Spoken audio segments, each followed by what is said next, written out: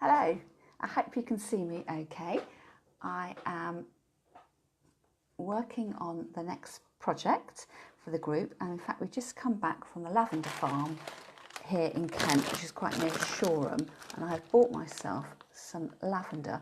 So I have tried drying my own lavender with various degrees of success.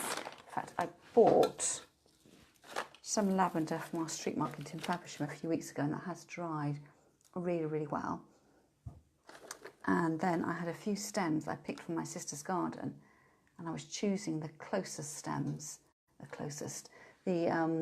tightest stems. That was the lavender I picked that I'd been growing, or not growing, I'm picking, and that's some lavender that I have bought from our street market that I've hung upside down to dry. And in fact, this is some lavender I bought last year, and I'm wondering as well whether I picked that up last year from the church farm it is at Shoreham, whether that's what I bought last year. I can't quite remember. I bought some new lavender that is a nice big bunch there. It cost me £3, and I thought I would use that for our next flower arranging project. So it smells absolutely gorgeous, but the only problem is it's shattering everywhere, so I've got lots of bits all over the floor, so I'll have to do quite a bit of sweeping up afterwards. In the project today, I'm going to be using trusty jam jar, and for this as well, I'm going to use 2 elastic bands. So I don't know about you, but I pick these up. The postman quite often drops elastic bands in the street, so I go along and pick them up. It doesn't matter what elastic band it is, it will just need to fit securely over your jam jar. And I'm going to add 2 elastic bands to my jam jar. And you also need something, we're going to be attaching the lavender to the jar, but you'll need something to tie the lavender in place. And I'm going to use some of this paper covered binding wire. I don't know if you've seen this before. It's a product made by Oasis, who will do all the flower arranging bits and pieces. And it's really great because it looks like string. In fact, this is green. You can get it in a natural brown colour. And instead of having to tie it in a knot, when you want to tie it up, you just twist it. So it's really good if you're trying to fix something one-handed, but you may well not want to go out and buy that, the expense of buying that.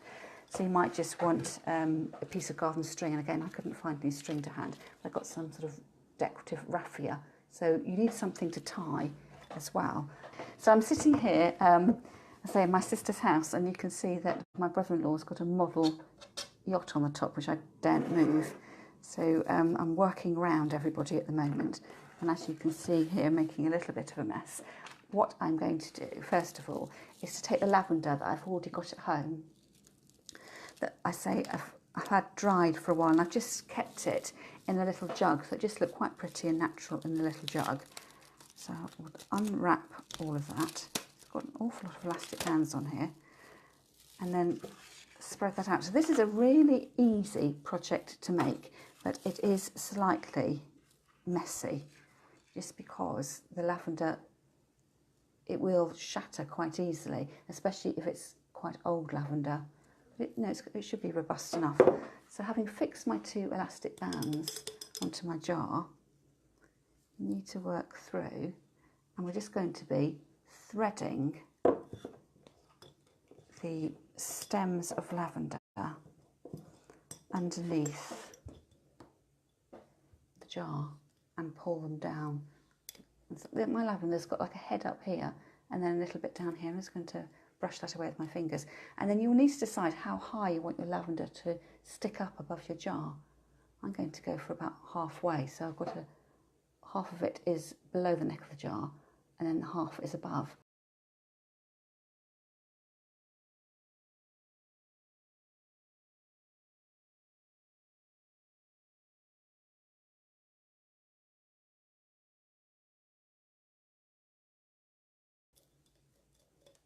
So working through. So this is something that's really lovely to do. Of course, I'm probably not going to spend as much time on as you are, because it will be like watching paint dry.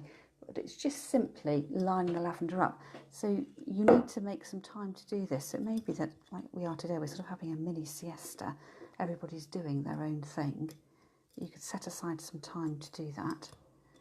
Not to be in a rush, because if you do this in a rush, you're not going to get the enjoyment of sitting and creating, and you end up with whatever materials you're going to use.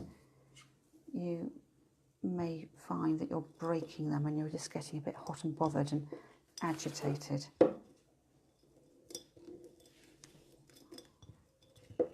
I'm working my way around. Now, because my lavender stems are quite narrow, you can see I'm going to have to put an awful lot of stems going all the way round. What I might do is put my cloth on the table just so it doesn't clonk too much. But you could use, I mean, if money was no object, this would look beautiful with roses around the outside. So instead of having your flowers in the vase, you were having your flowers outside the vase, and then you could rest that in a little saucer of water and they would stay alive. You could be doing the same sort of technique with asparagus. We've missed the asparagus season now, but closer to Christmas, you could be using long cinnamon sticks. So from crafting supplies, you get the longer sticks and not the short cinnamon sticks you get for cooking. That would be an alternative as well. And if you're doing this for a children's party, you could use drinking straws. So it's the same way you'd work around. And I would always advise that you use the 2 bands of elastic band. If you just try and skimp with one elastic band in the middle, everything starts to slide around a bit. So you do want the security of that extra fixing here. And you can notice that I'm not cutting my stems just yet, because I want to have a bit of flexibility. If I decide suddenly that I wanted the lavender to sit much higher up, if I cut the stems too soon, I've lost that opportunity of making some final adjustments. And if I really pack those stems together, I've got in 6 stems now, but it's probably only covered a centimetre in width. But if you didn't have many materials and you didn't mind seeing through the glass, you could spread them out a bit more. Come back. So you can imagine what I'm going to do like this. Now this would look really lovely. I am going to put flowers in this eventually, and I'll come back when I finish this and show you sort of stage 2 with adding the flowers. But if you didn't want to add flowers, you could space all the lavender out a little bit and put a night light inside the jar and use that as a lovely candle on your patio table of an evening. A much quicker way of making the same style of arrangement is, again, taking a clean jam jar. And in fact, as I noticed there, I didn't remove the sticky bits there, but they've been hidden. So elastic bands here, so these are mismatching ones, slightly thinner, but it just needs to be strong enough. You know, sometimes elastic bands, they corrode a bit in the heat, so you don't want them pinging off. Now what I've got in front of me are some lovely sticks. Now I think these were willow. I have a friend who grows willow for basket making, and I was using it in the fresh state when it was quite bendy still, so I was making door wreaths, so bring it round in my hand and weaving in and out. And then I kept some of these sticks, the bits that were too stiff to bend, and these again will make a really good container, and you can imagine that they would be very similar to the look you get with cinnamon sticks. You need to get into a routine of putting them underneath the elastic band. Now what I have got here, both sets of materials I'm using today are dried. So I have got my dried flowers and my dried sticks. If you're using fresh materials, you just need to bear in mind that if you're picking something fresh, whether it's a freshly cut twig or your bamboo or something like that, that if the stem ends aren't going to be in water, you're not going to put a little saucer on the outside for water, that as your materials dry out, they shrink and contract. So when you come to do your decorative tying over the top, because you don't want those elastic bands there, everything will slide around after a few days. So you really need to be sure that you're pulling your fixings really tightly. Otherwise it'll all, from experience, I know my lavender would sort of all swivel to one side. So either use, I mean, I've been lucky enough, I've had these in my drawer, these sticks, and they've all been handily cut to approximately the same length, and I know they're going to hold up really well. But it's just something to bear in mind. You could use fresh lavender, you could use twigs that you pick up from a walk in the wood, but if they are, if it is still fresh growth, your fixings need to be really, really secure. So you can see that really does start to build up. And if you didn't have a jam jar to hand, this technique looks really good on a tin can. So I quite like the tin cans where you have the ring pull on them. So you don't get that sort of the cut edge of the tin when you use a can opener. So I would look for a ring pull can. So I think lots of varieties, tomatoes or baked beans, have ring pulls. And still being a tiny bit careful. You can see I'm discarding some sticks. These two sticks are slightly fatter than some of the others.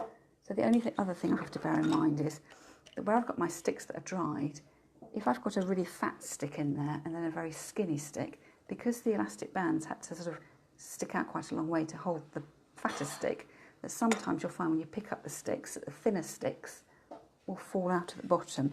So I'm trying to get them, choose the sticks that are approximately a similar size, but not worrying too much about it. And in actual fact, you know, when do you actually lift a vase like that? If you were you just need to be careful if you were going to be moving around the house that you cup your vase. And I would probably advise anyway, when you're having vases of flowers that you're moving from the kitchen tap to wherever you were displaying them, that you know, just for security, you hold the bottom and hold the top as well. So hopefully that won't cause you too many problems.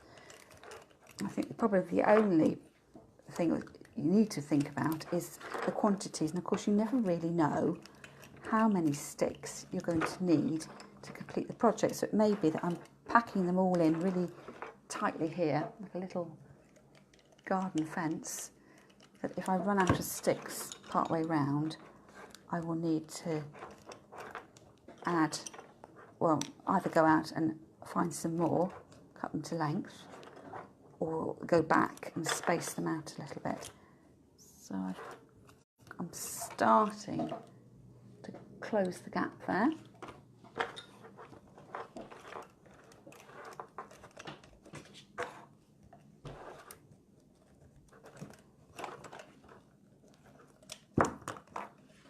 You may find your elastic bands move, so you just need to make sure you're in charge. Be firm with it. And you can see they're holding up really well there. So, last few sticks, I reckon 8 more. That's 1, 2, 3, 4. Oh, 11. I'm left with my chunky ones. 5, 6, 7. Oh, I think I was pretty accurate with that guess. But you can see here, because I've gone suddenly chunky, and those last few here are chunkier, that when I take my hand away, that skinny one just drops out. It's because it stretches the band more.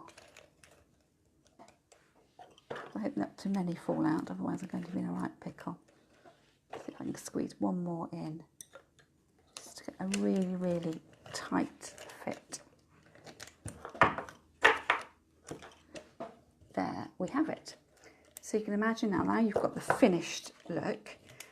You could also use pencils for this. Wouldn't that be great if you love your stationery supplies, you get those lovely yellow pencils with the rubbers at one end and the points at the other, or perhaps the rubbers at the bottom and the pointed pencils at the top, or felt pens that you really love and you can't quite bear to throw away. So anything that's straight works really well for this. And I would say that is finished. Now, in terms of the design point of view, whether you leave your stems just as they are, up and down, or whether you would prefer to have them cut absolutely straight. So if you did want to adjust the cutting, you'd need to use a pair of secateurs if you use something woody, and you just go through. And I use my secateurs upside down, I feel I've got more power doing that. So you could go through and neaten them off like so. So you could have it all really crisp and lining up really nicely. I've not done that so well there. So it's entirely up to you. Perhaps if you know that you like things really neat, I would suggest that you measure up a stick and see how far you wanted to go with the jam jar, and then use that as a measure and measure them all precisely. I must admit my preference is that I quite like the up and downiness. I don't like the rigidity of the bits being all the same level, but that's entirely up to you. So you have design options in terms of whether you're using something fresh. I would steer away from fresh bits and pieces, but I can imagine that fresh roses around the outside of your vase would look absolutely stunning.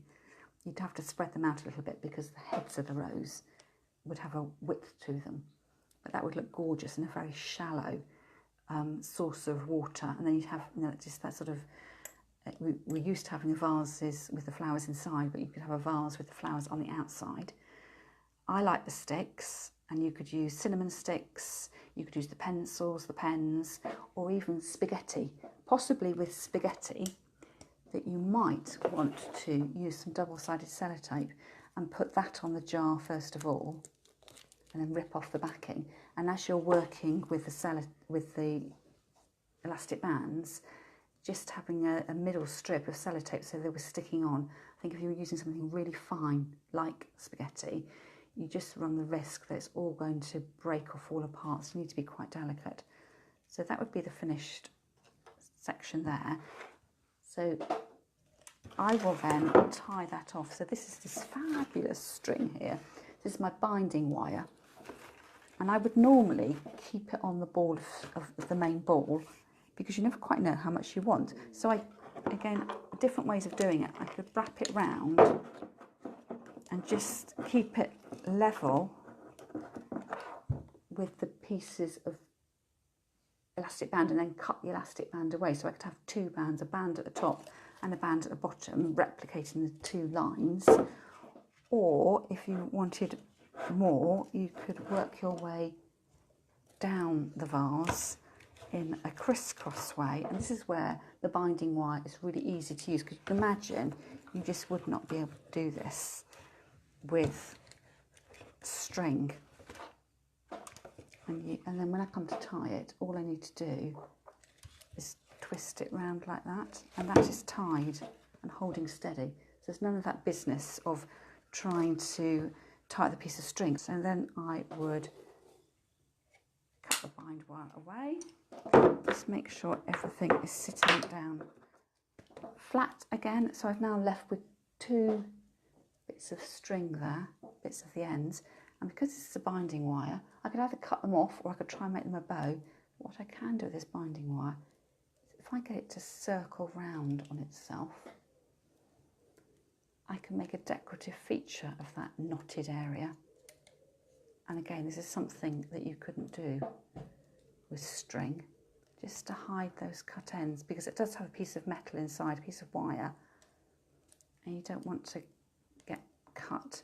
And the advantage of the binding wire here is that if for any reason I was using fresher twigs, that if I felt the fixings were becoming loose, I could just sort of dial it up with that fixing there. So we've got this really pretty little rosette there, just as a finishing touch. So it's functional, holding everything together, but decorative at the same time. And then with the elastic band, either go in and chop the elastic band out, or just slide it off if you want to keep your elastic band for another day.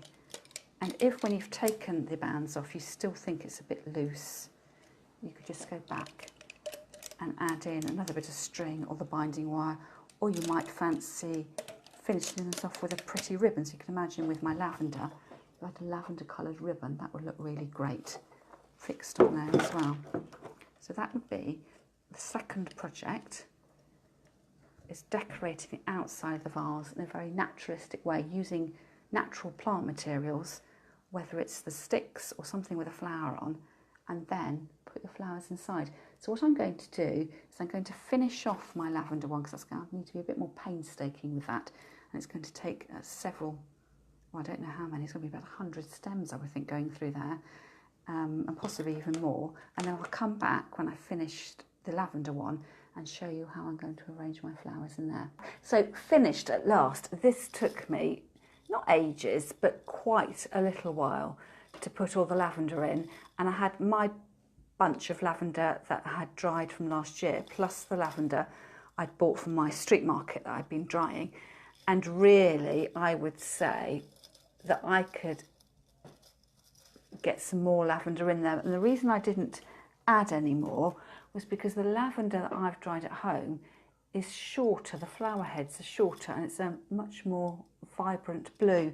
So I thought I would just evenly space what I had to make it show up. And you see it's given it a really dense coverage there. In fact, there's hardly any space in there for flowers at all. And also, because I don't know if you can see, if I'd had, I can see through the vase just slightly, but if you had less stems, you'd, and you were going to put a nightlight in the bottom, you'd be able to see the little shine of light going through. So I will continue on and finish this off, and I will just say as a word of warning, there's a combine harvester working outside, and some more of my family have just arrived, so hopefully they will give me a few minutes peace before, so I can get on and finish this project. But it was lovely and scented to work with the lavender. And I've now, across this lovely white desk of my brother-in-law's, there's lavender shatter everywhere. These, you could buy these bits of lavender. They were £25, for it was a big bag, sort of half a pillowcase worth at the lavender farm this morning. And also, they were as well as selling the lavender, I paid £3 for my bunch, which I thought was pretty good value for money. But they were selling the offcuts as well, the stalky bits, and how much were they? 10 for £4.50, I think, just the stalky offcuts, and they were saying to add them into your pond. So I've got this vague recollection that my husband puts barley hay into our pond to take up the algae. So here's my finished round.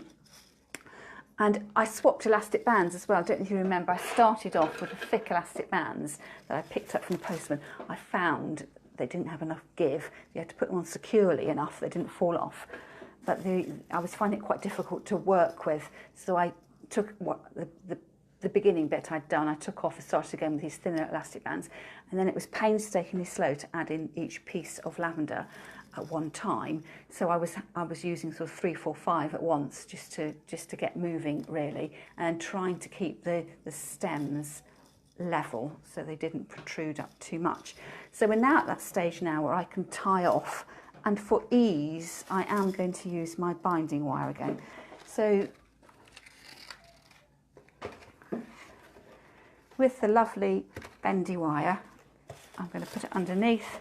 I'm just going to do quite a discreet fastening, because I thought I might try and use the more decorative green twine there. It's not actually a twine.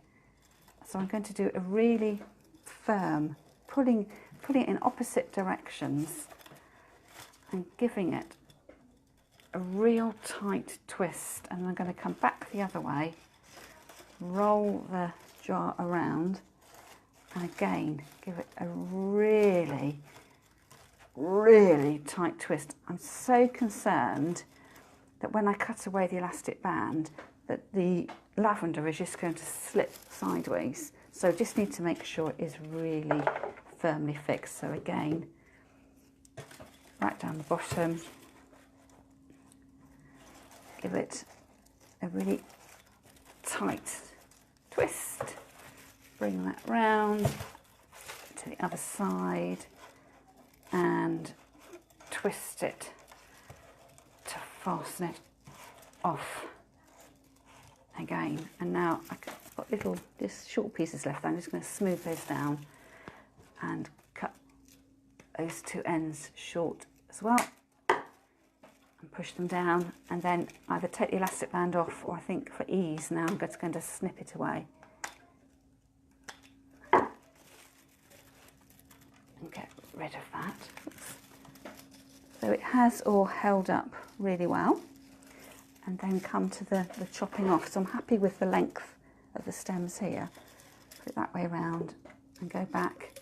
I guess I could collect all these bits up, and as a welcome present to my husband when I get home, I could bundle them all up and say I've spent £4.50 on him at the lavender farm to help with his pond. So a much more discreet, you know, a neater finish, or just a different finish really, compared to when I was wrapping it all the way around and creating a little button effect. And then with my cross between raffia and twine, I will come back and do exactly the same technique. I'm going to be generous with what I cut off here. The same thing, lie it down in front of me. I'm going to go forwards and backwards. That's, again, every opportunity to pull everything in as tight as you can. Tie it in a half knot there. So it's got a little skinny finish, and then back to the beginning. So I suppose that's 3 rounds I've done. Really securely, and I've got a little bit left, so I think I will tie that in a bit of a bow, like so. So it's the green binding wire that's holding that in place. I'm not relying on the bow to hold everything in place. So I could just keep that decorative there, or I could do the same thing at the bottom here again. But I think I quite like it with the bow at the top. Now, in terms of putting flowers in there, what I'm going to do is actually just put some more of my fresh lavender in that I bought this morning, and just let that dry out naturally. And the way I'm going to do that is to use the offcuts of the lavender I've just trimmed to size. So we'll push it through. Can you see that? If I push that, I've got a piece of lavender that's gone all the way through. So when I lift that up to the camera, I'm hoping if I move that, you can see that going through the middle there and creating a crisscross effect. So I'm going to have 2 going this way. It's like a little noughts and crosses board. 2 across the bottom there, and 2 going the other way.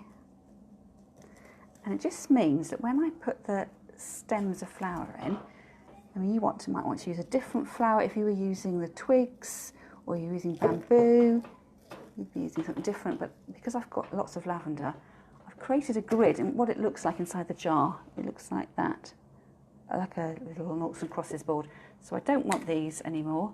They've done their job. It's going to just be this guide round. In fact, that one slid out, so I will reattach it.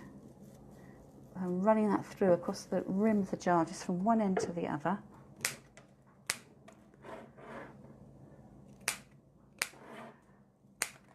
Snip, snip. So without them falling out, I'm not sure whether you can see the little grid I've created in there. And then with my fresh lavender this morning, I will hold it in my hand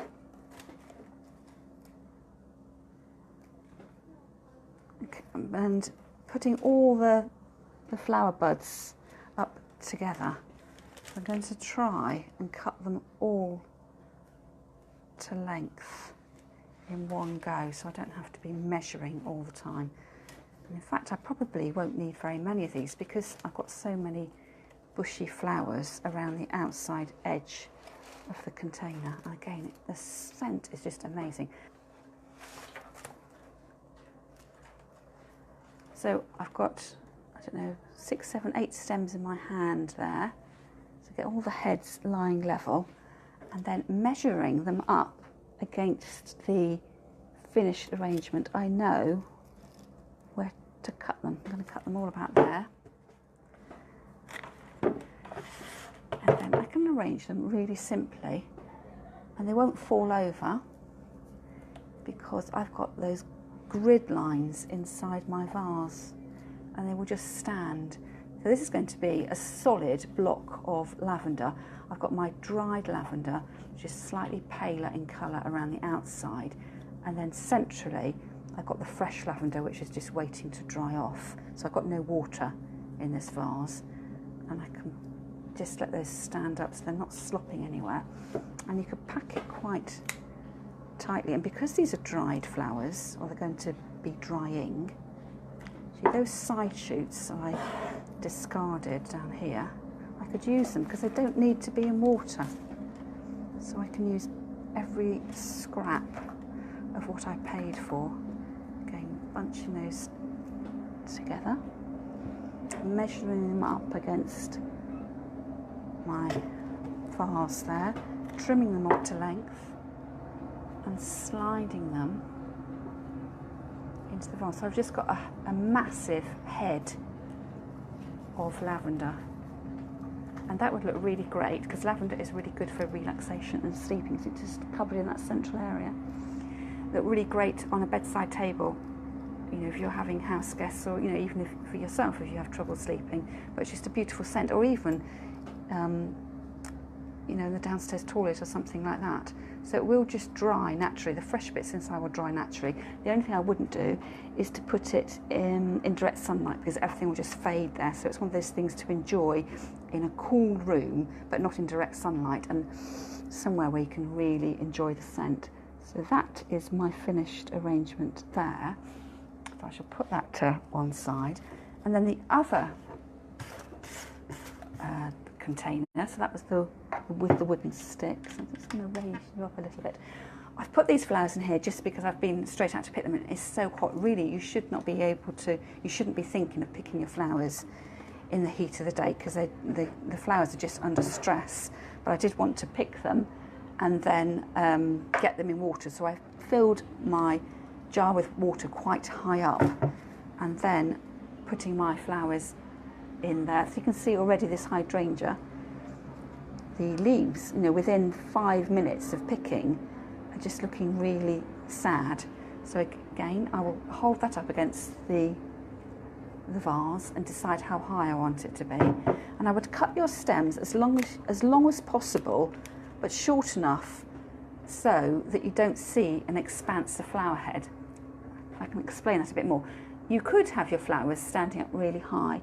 Out of preference, I don't like seeing the stems exposed in jam jar arrangements.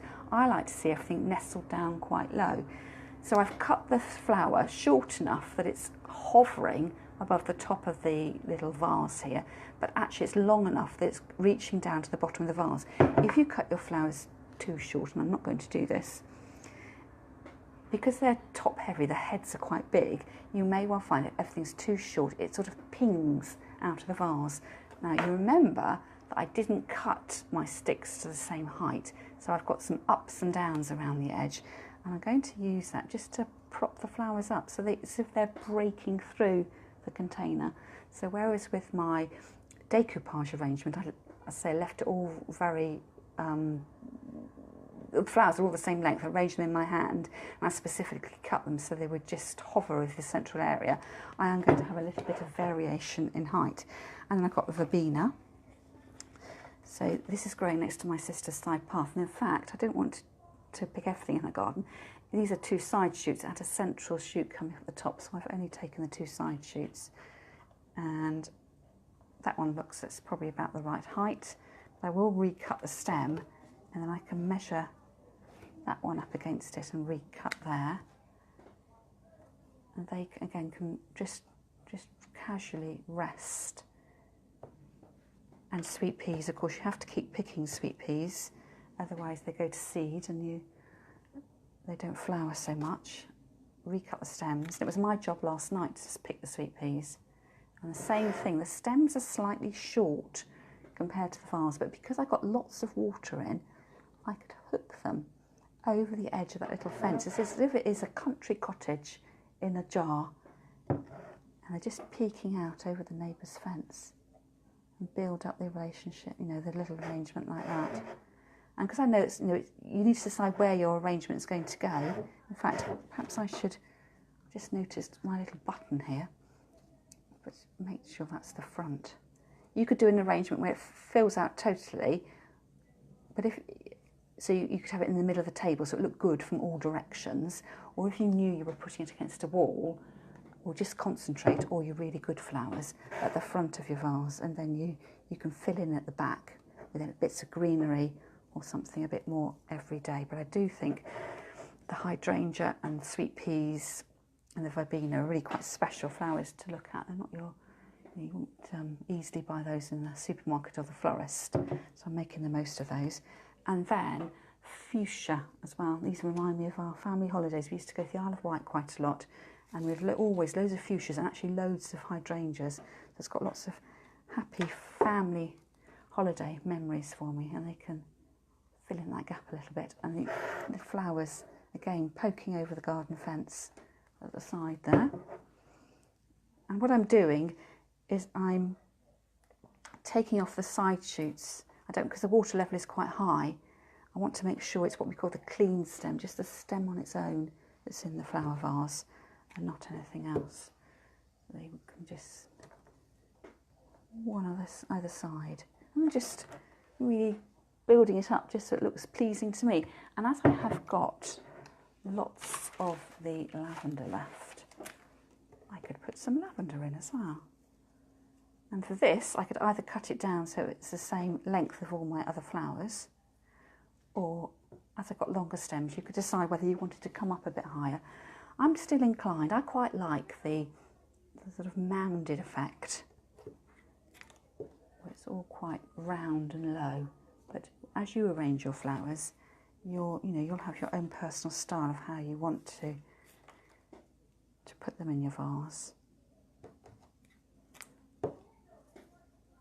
They're just quite nice. You've got the round shape of the hydrangea and then the sort of pointy spike of the lavender. It just gives a lovely contrast. And as I've got those at the back, I'll put something at the front so it doesn't look a bit too odd. And I would say that's my finished arrangement. It's almost as if it is something from the woodland with the uprights here, the little wooden uprights, and then sort of cottage garden looking flowers. And then we sort of move to country living chic. And this the outside edge is dry, but the inner flowers are dry, and you can have that on your side until you get bored with it. And the only thing I would say that if you're an avid duster, the more you flick the dust off, the more the little buds will shatter. But if you leave it alone, it'll just look beautiful on the side. And if you feel the need you need to dust, is to use a hairdryer and just blow or waft the air around, and I think it would look really great. I think at home I've got some purple gingham ribbon, and that would look really great just tying in the purple colours. So I shall leave it there for the moment. So I do hope you've enjoyed the video, and don't forget to show me your before, during and afters, so even to think about what jam pot or that you're going to use as the base of your arrangement. Now if you run out of jam, say we are avid jam and marmalade eaters in my house, a tall tumbler would work really well. So you've had your cold drink, then use your tall tumbler, and you could do the same idea around that. So you don't have to have them as flowers forever. These could just be, flowers for the moment. You don't want to be using up all the tumblers in the house and wondering where on earth they've gone. So I've gone for a dried flower version, which I then put the prongs through with the stems to create a support to hold up the middle flowers, and then this lovely cottage garden version as well with the upright sticks and then the soft flowers. So I purposely kept to soft colours, so the purples, blues and reds. I haven't gone mixed orange and white and yellow in there, but again, that's personal preference. If in doubt, you don't know what flowers to put together, I would always say choose flowers that are similar in colour. It's much easier to put them together, and just think about different textures and shapes, and that's what creates the interest in your arrangement.